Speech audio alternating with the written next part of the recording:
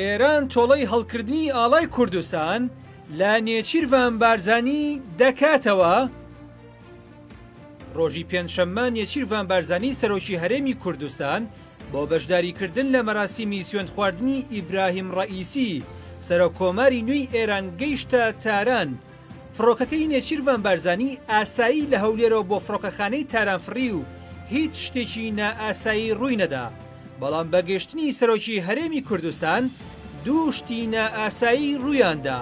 یەکەمیان لابردنی ئاڵای عێراق بوو لە مەراسیمی پێشوازیکردن لە نێچیروان بارزانی، دووەمیان کە بۆ محافزکارەکانی ئێران لەوەی یەکەم قورستر بووە دانانی ئاڵای کوردستان بوو لە مەراسیمی پێشوازیەکەدا.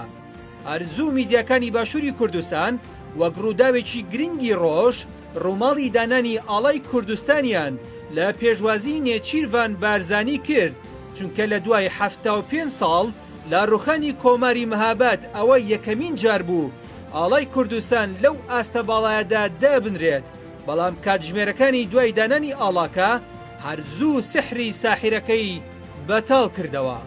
ڕۆژی هەینی نێچیروان بارزانی لەگەڵ ئیبراهیم ڕەئیسی سەرۆکۆماری ئێران کۆبووەوە، وەک لە ڤیدۆکەدا دیارە بارزانی سەرۆکی پەرلەمان و وەزیرەکانی هەرێم بە ڕەئیسی دەناسێنێت.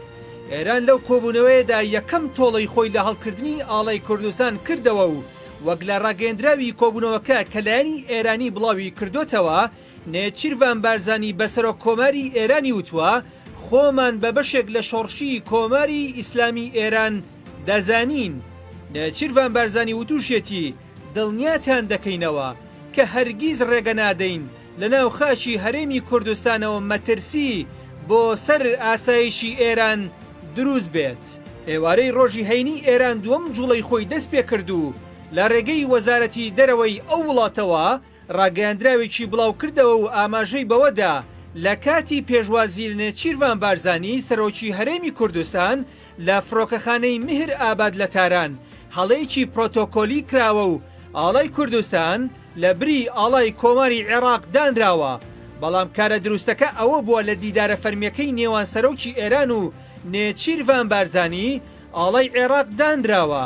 هاوکات جەخت لەسەر ئەوەش کراوەتەوە کە ئێران لەگەڵ یەکپارچەیی خاکی عێراقدایە.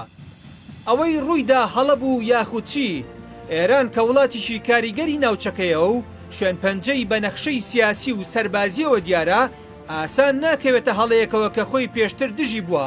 باواتەیەکی دیکە ئێران کە ڕۆژانێک سنوورەکانی هەرێمی کوردستانی لەگەڵ خۆی داخست، ئەویش بە پاساوی ڕێفراندۆمەکەی ساڵی 2017 ئێستا چۆن دەکەوێتە هەڵەوە؟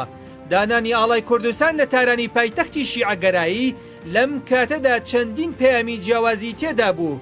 ڕەنگە گرنگترین پەیامیان بۆ ئەمریکا بێت کە تێیدا سەرۆکی نوێی ئێران دەیەوێت بە ئەمریکا بڵێت دۆستە کوردەکانت دەکرێت دۆستی ئێمەش بن و لە تۆ دوور بکەونەوە. لە لایەکی دیکەشەوە پەیامە بۆ واشنگتن کە دەیەوێت لە عێراق بکشێتەوە، بەڵام هێشتا بڕیاری کشانەوەی لە هەرێمی کوردستان نەداوە.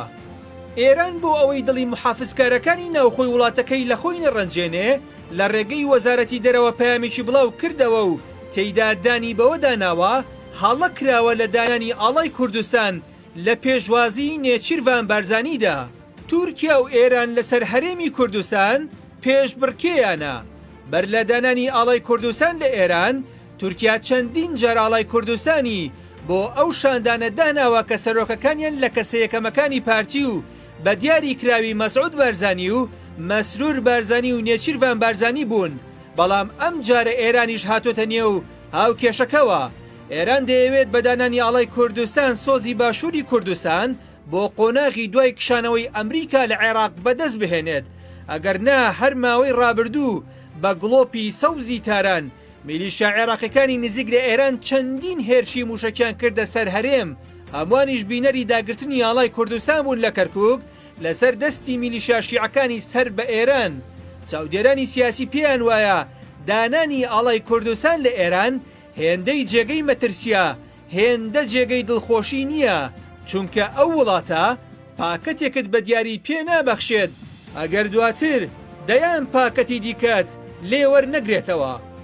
لە ئاڵەکەی قازی محەممەدەوە بۆ ئەوەی نێچیروان بارزانی ڕۆژەی 22 دوی ساڵی 1946 لە ڕۆژهەڵاتی کوردستان لەسەر دەستی حزبی دیموکراتی کوردستان کۆماری مەهاباد دامەزرێنرا و پێشەوە قازی محەممەد وەک سەرۆک کۆمار سوێندی یاسایی خوارد.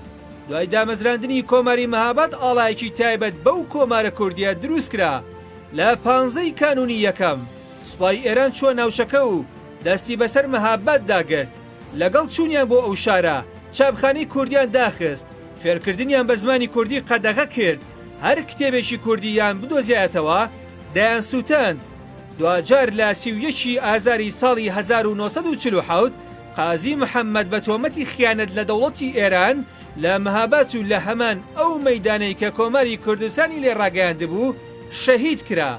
هەرچەندە تا ئێستا سەرۆکایەتی هەرێمی کوردستان بەرامبەر ڕوونکردنەوەکەی ئێران کە هەڵە کراوە لە دانانی ئاڵای کوردستان بێدەنگە، بەڵام دیار نییە نێچیروان بارزانی تا کۆتایی بەرگری لە ئاڵای هەرێمی کوردستان دەکات و بە مافێکی سروشتی کوردی دەزانێت کە ئاڵاکەی لە وڵاتاندا بشەکێتەوە یاخود بێدەنگی هەڵدەبژێرێت و لێ دەگەڕێت ئێران تۆڵەی خۆی بکاتەوە.